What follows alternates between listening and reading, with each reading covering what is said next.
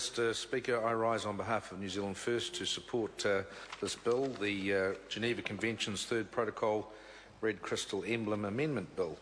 Mr Speaker, in looking up some background details to the Red Cross and the Red Crescent, it is always most impressive to see what the movement worldwide does do, and we're all very familiar that every time there is a natural disaster or some sort of military conflict, that so often the Red Cross and Red Crescent play an important role in those situations. Looking up the facts of the organisations involved, they are present in some 188 countries around the world, which is a very, very impressive figure. Most countries in the world do have the Red Cross and Red Crescent present, and they include 97 million volunteers, members and staff worldwide. So again, it is a huge support base around the world providing humanitarian assistance. And the principles of the Red Cross and the Red Crescent should be something that we should all be very mindful of. It was founded, as we all know, in 1863, as a previous speaker said, in Switzerland, and it was founded to protect.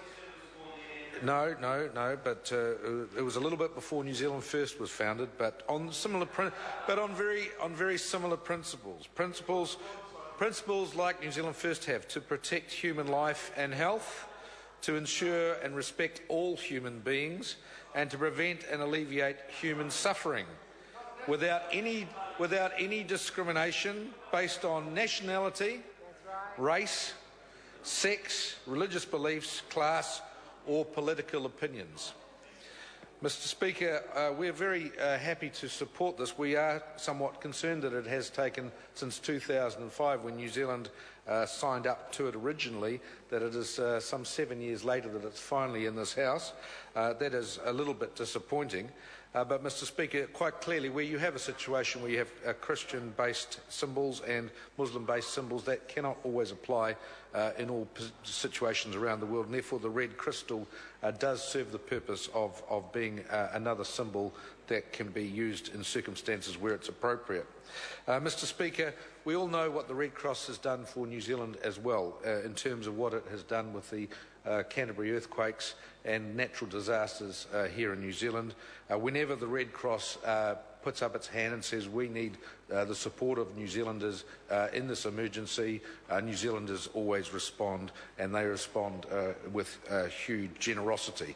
The Red Cross and Red Crescent are regarded as being very, very well operated organisations, NGOs around the world who intervene in the likes of some of the most significant natural disasters that this world has seen, also some of the most major military conflicts that we've seen over the last century or so.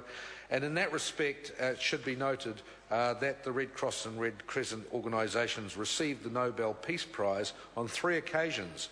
In 1917, during the First World War, 1944, the Second World War, and again in 1963. And one would argue that there has been a bit of a gap, and perhaps rightly, now that we're moving into this current millennium, that perhaps they're overdue for another Nobel Peace Prize as well, because they certainly have earned it over the last 150 odd years. So, Mr Speaker, New Zealand First is very happy to support this bill, and we will certainly commend it to the House.